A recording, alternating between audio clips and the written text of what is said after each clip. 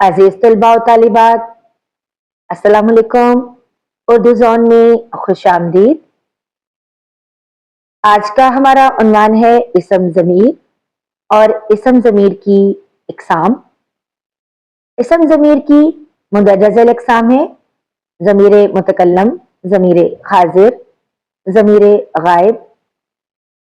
इसी तरह ज़मीर की इसम ज़मीर की हालतें जिनमें फ़ाइली, मफ़ूली और इज़ाफ़ी शामिल हैं।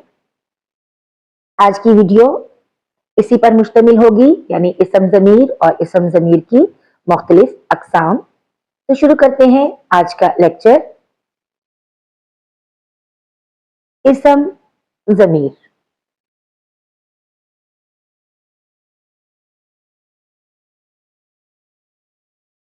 इसम ज़मीर किसी वो नाम होता है तो किसी शख्स के नाम की बजाय बोला जाता है, यानी वो इसम जो जाती नाम की जगह इस्तेमाल हो, इसम ज़मीर कहलाता है। जैसे अकबर स्कूल गया, उसने क्लास में हाजिरी दी, वो स्कूल से वापस आया। अब देखिए इन तीनों जुमलों में पहले जुमले में तो अकबर का नाम दिया हुआ है, जबकि अगले दो जुमलों में हमने नाम की बजाय उसने और वो लगाया है। तो इन फिक्रात में उस, वो, ये क्या कहलाएंगे? ये इसम ज़मीर होंगे, यानी वो इसम जो किसी नाम की जगह पर फिक्रों में इस्तेमाल होती है। तो यहां पर अकबर की जगह फिक्रों में वो और उस इस्तेमाल हुआ है। अमूमन जो इसम ज़मीर इस्तेमाल होते हैं वो मुदर्रज ज़ैल हैं, जैसे वो, उस, में, हम, तू या तुम वगैरह। शेरी मिसाल देख लेते हैं। तुमसे उल्फत के तकाजे न निभाए जाते, वरना हमको भी तमन्ना थी कि चाहे जाते। इस शेर में तुम इसम ज़मीर है। दूसरा शेर देख लेते हैं कि दूसरे शेर में देखें, वो मुझसे हुए हम कलाम, अल्लाह अल्लाह, कहाँ मैं कहाँ ये मकाम, अल्लाह अल्लाह। तो इस शेर में वो इसम ज़मीर है। अमूमन आपको बेटा पेपर में इसम ज़मीर की वजाहत करते हुए उसकी शेरी मिसाल भी पूछी जाती है और नसरी मिसाल भी पूछी जाती है। तो नसरी मिसाल में आपने जुमला लिखना होता है, जबकि शेरी मिसाल में आपने शेर लिख के और उस शेर के अंदर जो इसम ज़मीर मौजूद होता है उसकी निशानदही करनी होती है। ठीक है, तो इन दोनों अशार में भी तुम और वो ये इसम ज़मीर हैं।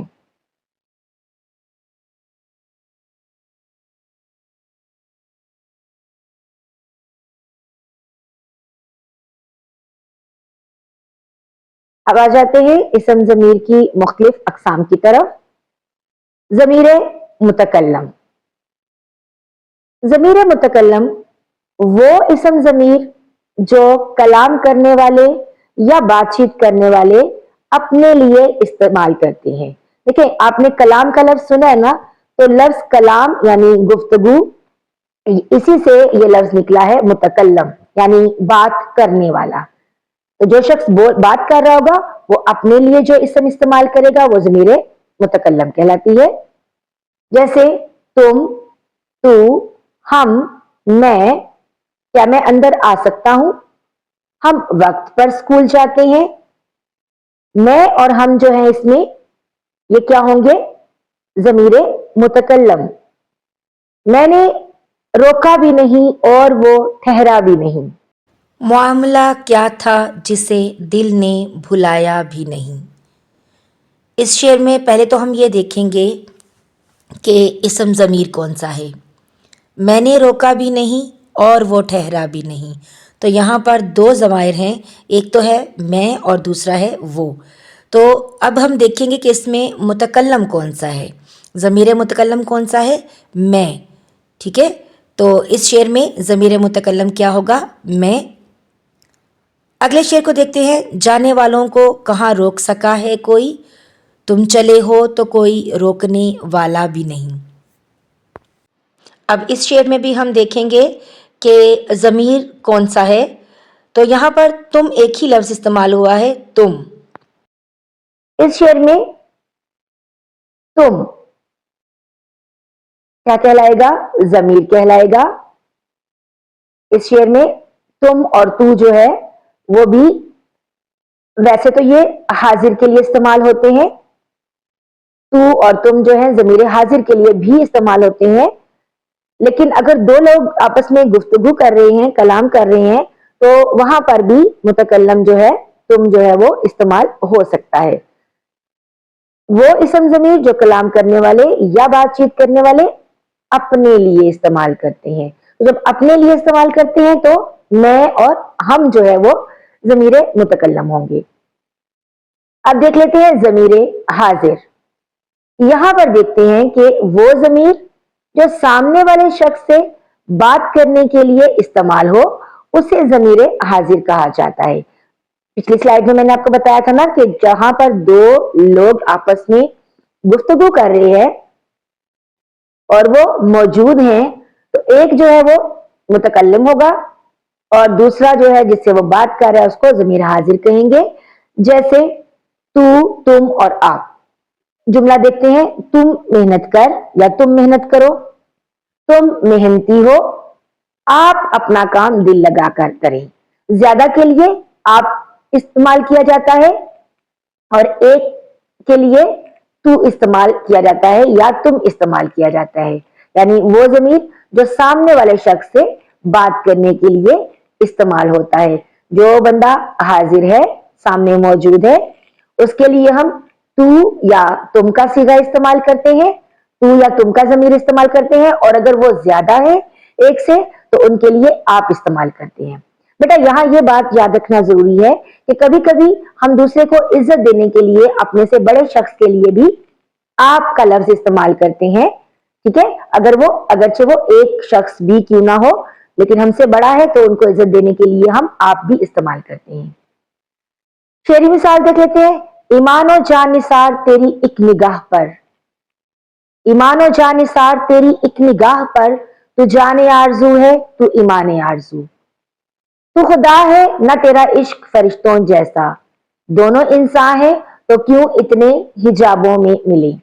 इन दोनों अशार में तू जो लफ्ज आया है, तू ये क्या कहलाएगा?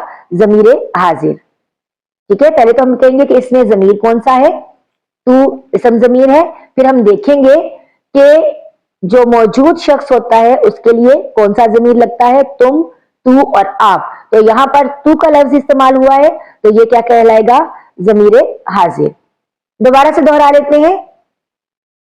वो ज़मीर जो सामने वाले शख्स से बात करने के लिए इस्तेमाल हो क्या कहलाता है? ज़मीर हाजिर। जैसे तू, तुम या आप। अब उसके बाद ज़मीर की तीसरी किस्म जो है वो है ज़मीर गायब। गायब यानी कि मौजूद ना होना, वो शख्स जो मौजूद नहीं होगा। तो ज़मीर गायब की तारीफ देख लेते हैं। वो ज़मीर जो ऐसे शख्स के लिए इस्तेमाल हो जो सामने मौजूद ना हो, उसे ज़मीर गायब कहेंगे। मसलन वो और उस।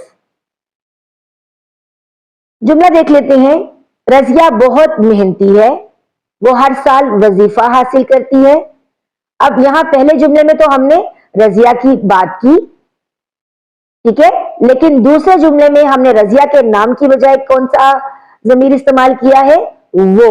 अब चूंकि रज़िया की बात हो रही है और वो यहां पर मौजूद नहीं है, गायब है, तो हम कहेंगे कि वो हर साल वजीफा हासिल करती है। तो ये कौन सा ज़मीर होगा? ज़मीर गायब। यहां ज़मीर वो जो है किसके लिए इस्तेमाल हो रहे? रज़िया के लिए, जो सामने मौजूद नहीं है। अच्छा, ये तो होगी इसकी नसरी मिसाल, यानी जब आपसे पूछा जाएगा या जुमला दिया जाएगा कि इस जुमले में कौन सा ज़मीर की कौन सी किस्म इस्तेमाल हुई, तो आप बताएंगे कि ज़मीर गायब है। और अगर आपको शेर दिया जाए और पूछा जाए कि इस शेर में ज़मीर गायब की निशानदेही करें, या ऐसे भी हो सकता है, या ऐसा भी हो सकता है कि आपसे शेरी मिसाल पूछी जाए तो फिर आप यूं लिखेंगे।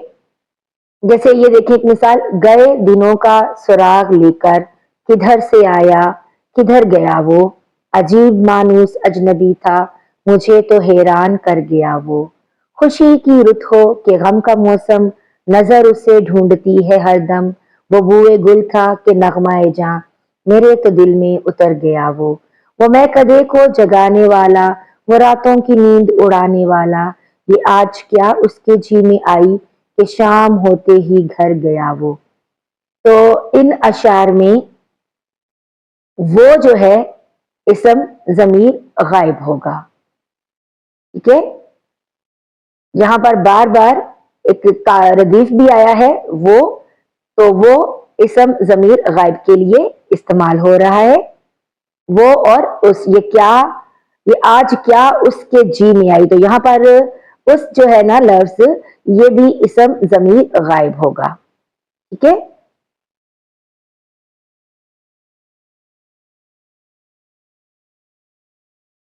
دوبارہ دیکھ لیتے ہیں کہ ضمیر غائب وہ ضمیر جو ایسے شخص کے لیے استعمال ہو جو سامنے موجود نہ ہو، اور عموماً یہ کون سے الفاظ ہوتے ہیں؟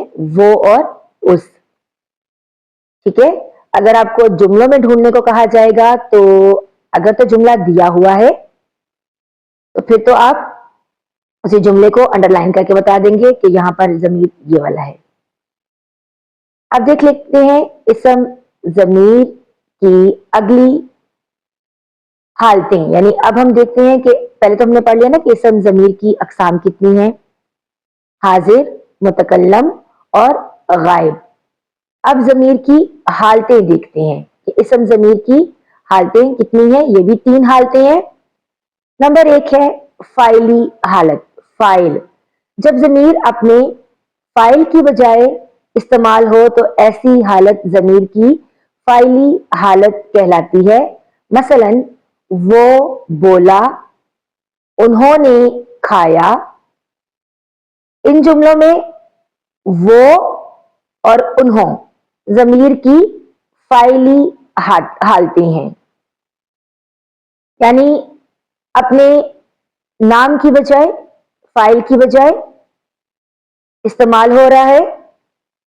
فاعل وہی ہوتا ہے نا کام کرنے والا، ہم ہیں مشتاق وہ بیزار، یا الہی یہ ماجرا کیا ہے۔ اب یہاں پر بھی فاعلی حالت کون سی ہے؟ وہ۔ حفیظ ان سے میں جتنا بدگمان ہوں، وہ مجھ سے اس قدر برہم نہ ہو۔ تو اس شعر میں بھی وہ جو ہے کیا ہوگا؟ ضمیر کی فاعلی حالت ہے، فاعل کے لیے استعمال ہو رہا ہے، فاعل کے نام کی بجائے وہ استعمال ہو رہا ہے، تو ہم کہتے ہیں نا کہ کسی شخص کے نام کی بجائے استعمال ہو وہ ضمیر کہلاتا ہے، لیکن اب اس کی حالتیں بھی تو ہے نا، تو یہ والی کیا حالت ہوگی؟ فاعلی حالت کہلائے گی۔ یعنی حفیظ ان سے میں جتنا بدگمان ہوں، وہ مجھ سے اس قدر برہم نہ ہوں گے۔ تو اس شعر میں وہ جو ہے لفظ وہ، یہ کیا کہلائے گا؟ اسم ضمیر کی فاعلی حالت کہلائے گی، یعنی یہ فاعل کے لیے استعمال ہو رہا ہے، فاعل کے لیے، یعنی جہاں پر اسم ضمیر اپنے فاعل کی بجائے استعمال ہو تو وہ کیا کہلاتی ہے؟ فاعلی حالت کہلاتی ہے۔ اسم ضمیر کی دوسری حالت ہے مفعولی حالت۔ مفعول آپ نے پڑھا ہوگا، فعل، فاعل اور مفعول۔ فعل تو کام کے نام کو کہتے ہیں نا، فاعل جو شخص کام کر رہا ہوتا ہے اس کو فاعل کہتے ہیں، اور مفعول کہتے ہیں جس پر کام کیا جا رہا ہے۔ تو مفعولی حالت کیا ہوگی کہ جب ضمیر کسی مفعول کی جگہ استعمال ہو تو ایسی حالت ضمیر کی مفعولی حالت کہلاتی ہے۔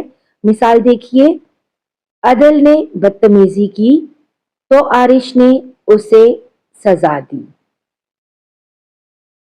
اس جملے میں اسے ضمیر کی مفعولی حالت ہے، یعنی جس پر کام کیا جا رہا ہے، یعنی سزا کس کو مل رہی ہے؟ عدل کو۔ کیوں مل رہی ہے؟ اس کی بدتمیزی کی وجہ سے۔ کون سزا دینے والا ہے؟ عارش۔ تو جو یہاں پر فاعل تو ہوگا نا عارش، اور مفعول کون ہوگا؟ عدل، تو اسے مفعولی حالت کہلائے گی۔ اسی طرح شعری مثال دیکھ لیتے ہیں، کوئی اے شکیل دیکھے یہ جنوں نہیں تو کیا ہے، کہ اسی کے ہو گئے ہم جو نہ ہو سکا ہمارا۔ اس شعر میں اسی کے ہو گئے ہم، تو لفظ اسی کیا ہوگا، اس کی مفعولی حالت ہوگی۔ جب اسے ڈھونڈنے نکلے تو نشان تک نہ ملا، دل میں موجود رہا آنکھ سے اوجھل رہا۔ اس شعر میں بھی اسے جو ہے اسم ضمیر کہلائے گا اور یہ اس کی مفعولی حالت کہلائے گی۔ پچھلے شعر میں کوئی اسے شکیل دیکھے، اے کی بجائے کوئی اے شکیل دیکھے، کوئی اے شکیل دیکھے یہ جنون نہیں تو کیا ہے، کہ اسی کے ہو گئے ہم جو نہ ہو سکا ہمارا، تو اس میں اسی جو ہے مفعولی حالت ہے، اور دوسرے شعر میں اسے جو ہے وہ بھی اسم ضمیر کی مفعولی حالت ہے۔ نمبر 3 پہ آ جاتا ہے اسم ضمیر کی تیسری جو حالت ہے وہ ہے اضافی حالت۔ اسم ضمیر کی حالتوں میں سے تیسری حالت کیا کہلائے گی، اضافی حالت۔ اس کی تعریف دیکھ لیتے ہیں۔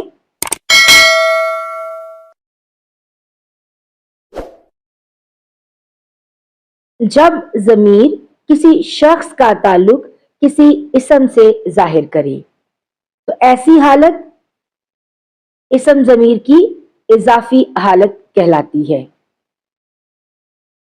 یعنی ایک شخص کا تعلق کسی اسم کے ساتھ ظاہر ہو رہا ہے، کسی اور شخص کے ساتھ ظاہر ہو رہا ہے، تو یہ اس کی اضافی حالت کہلائے گی، جس کو ہم اسم صفت بھی کہتے ہیں نا۔ تو یہ اسم صفت جو ہوتا ہے نا، یہ بھی اس کو ہم اگر کہہ لیں ضمیر کے ساتھ اگر ہم دیکھ رہے ہیں تو یہ ضمیر کی اضافی حالت کہلائے گی۔ مثلا نوید ذہین ہے، اس کا حافظہ اچھا ہے، اب اس جو ہے اس میں کیا کہلائے گا، ضمیر کی اضافی حالت کہلائے گا۔ اس کا حافظہ یعنی جس کے ساتھ اس کا تعلق ہے، تو یہ ضمیر کی اضافی حالت کہلائے گی۔ اچھا، اس کو آسانی کے طور پر یاد رکھنے کے لیے آپ یہ دیکھ سکتے ہیں کہ جہاں پر بھی ہر لفظ آ جائے گا نا، کا کی کے، تو ہم یہ کہیں گے یہ اضافی حالت ہے ضمیر کی۔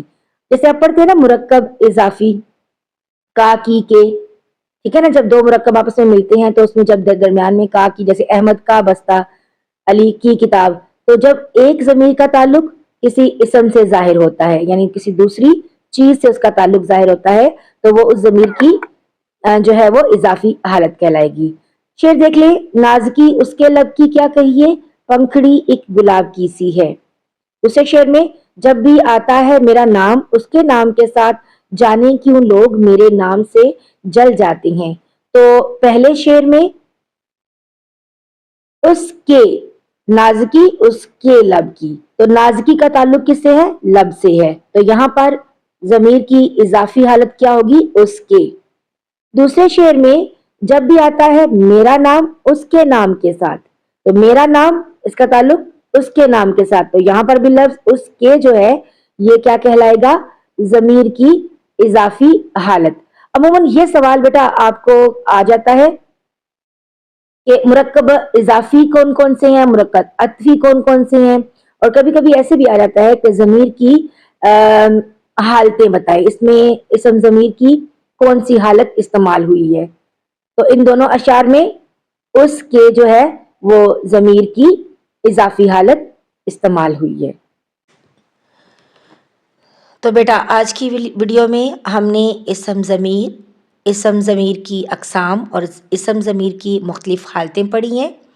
اپنے اگلے لیکچر تک کے لیے اجازت دیجیے، ملتے ہیں ایک نئی اور ویڈیو میں، تب تک کے لیے اللہ حافظ۔